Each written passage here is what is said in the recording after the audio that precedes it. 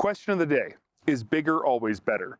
Some might say yes, but I digress. There's definitely a time and place for bigger, at which point it might be better, but it's definitely not a universal truth.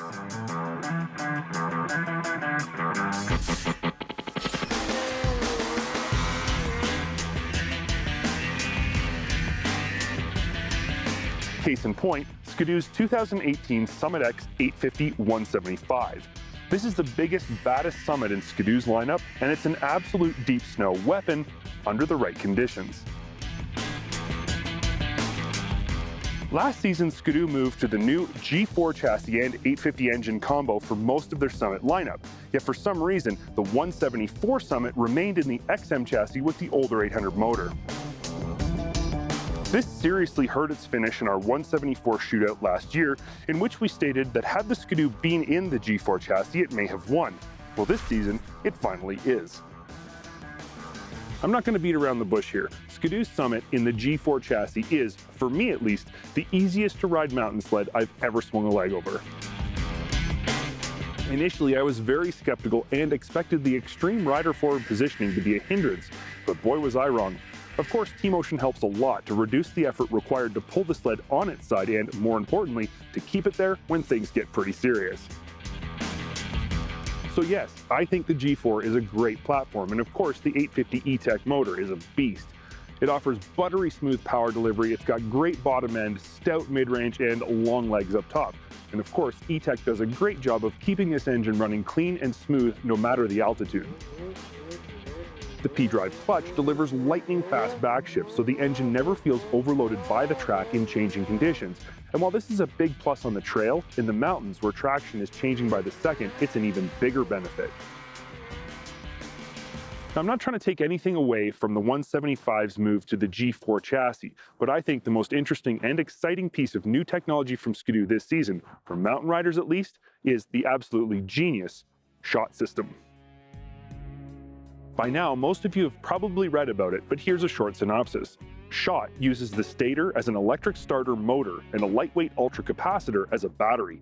An ultracapacitor is like a battery that can be charged super quick, can dump its power in a massive surge all at once, but can't store power for long periods of time. Besides using the stator as an electric motor and an ultracapacitor as a battery, what else is revolutionary about the SHOT system, you might be asking? Well, the total weight penalty for this system is a mere 2 pounds. That's right, electric start that only weighs 2 pounds total. The way SHOT works is pretty simple. You pull start your sled in the morning. Within about 20 seconds, the ultracapacitor is charged. The capacitor will store enough power to start the sled for about 30 minutes.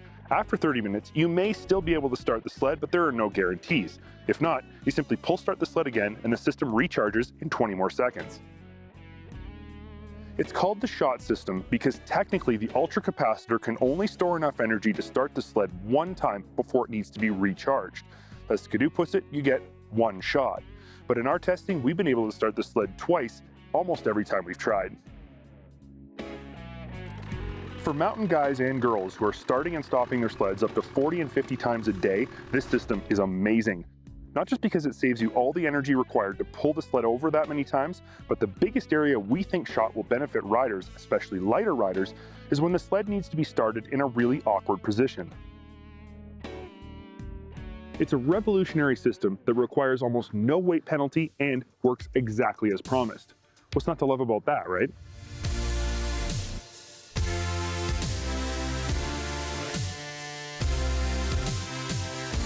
But what about the 175-inch rear end, you might be asking? Well, here's my take on it, and I'll be perfectly honest right up front and say that in most conditions I prefer a 165 and can ride that shorter sled better than I can the 175. And I've talked to a number of other highly accomplished mountain riders who completely agree, which is why my conclusion about the 175 Summit is that it's not a universal mountain sled, or in other words, it's not the right sled for everyone. It's more difficult to turn due to the extra length. It doesn't want to pull its nose up as easily as a shorter sled would, and when you get stuck, you are really, really stuck. But there's no arguing, the 175 with its 3-inch paddle does have its place. This sled really shines when flotation and traction are the highest priority. When things get super deep or super fluffy, you're definitely going to wish you had a 175 under your buns. Or if you climb a lot, you'll really appreciate the extra traction that freakishly long track provides. These are the places the 175 is at its best, and if this is where you ride, this is your sled.